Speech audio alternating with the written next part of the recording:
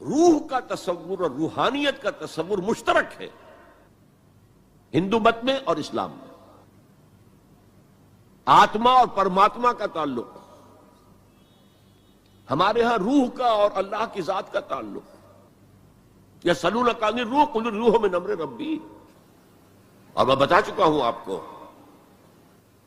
علامہ اقبال کا فلسفہ خودی انہوں نے خود کہا، سورہ حشر کی اس آیت سے ماخوذ ہے. کھولو سورہ حشر، پڑھو اس کی آیت، وَلَا تَكُونُوا كَالَّذِينَ نَسُوا اللَّهَ فَأَنسَاهُمْ أَنفُسَهُمْ.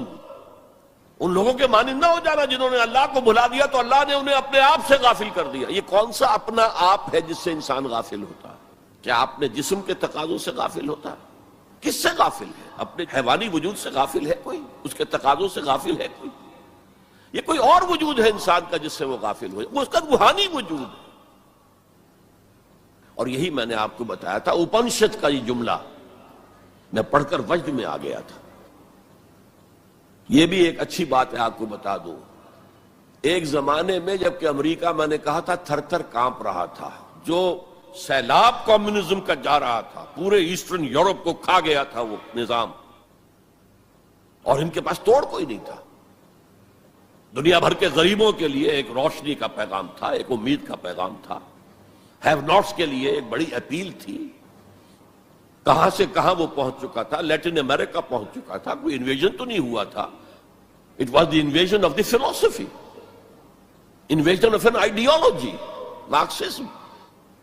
تو انگریز جب کانپ رہا تھا امریکہ، تو اس نے ملینز کی تعداد میں قرآن شائع کیا، انگریزی ترجمہ، دی گلوریس قرآن، مارمیڈیوک پکتھال کا ترجمہ، اور مسلمانوں میں تقسیم کیا. بابا تم اپنے قرآن کو پڑھو، دیکھو، اپنے دین کے ساتھ جم کر رہو، اس بے خدا جو ہے یہ نظام، اس کو ترک کرو، چھوڑو.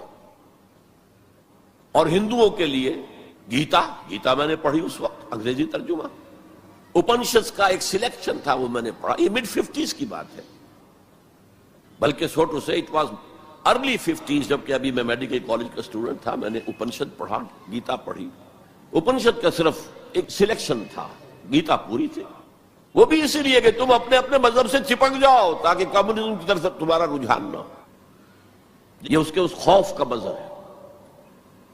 بہرحال اس کے مقابلے میں روح اور روحانیت، آتما اور پرماتما، یہ تصورات جو ہے ایمبیڈڈ ہیں.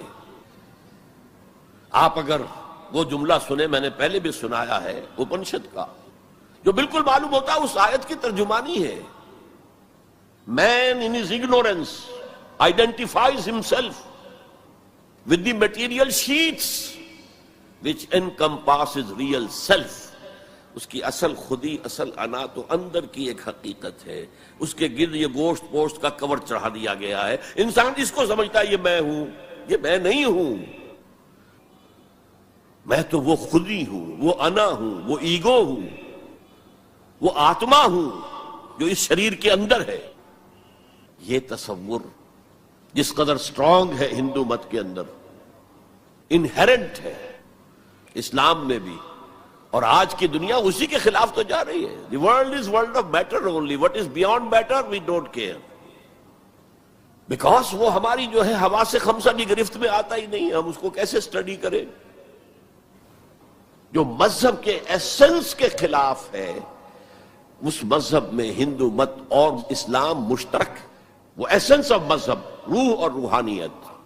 نمبر 2، ہندو اسکرپچرز کا اگر مطالعہ کیا جائے ان کی اصل زبان میں، اور سملیرٹیز جو ہیں اسلام میں اور ہندوازم میں ان کو واضح کیا جائے، دلائل کے ساتھ، حوالوں کے ساتھ، اور ان کو ہائی لائٹ کیا جائے. اختلافات اگر ہیں وہ بھی ہیں، لیکن سملیرٹیز کیا کیا ہیں. And he came to the conclusion that Manu is actually Mahanooh. حضرت نوح علیہ السلام کا ذکر، منو، مہانوح، اور منو سمرتی جو ہے حضرت نوح علیہ السلام کی شریعت. یہ ایک کرسچن ہے، اس کی تحقیق ہے. اس تحقیق کو اب انہیں ہائی لائٹ کیا جائے، اسے عام کیا جائے.